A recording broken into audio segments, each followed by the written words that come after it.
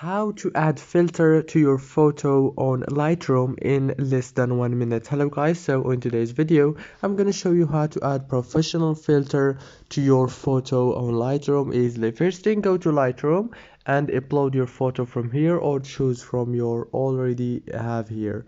I'm gonna choose, for example, this one.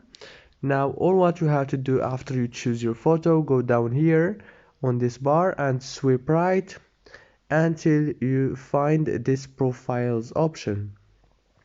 Click on profiles and swipe right, and here you will find some filters that are so good and that you can use.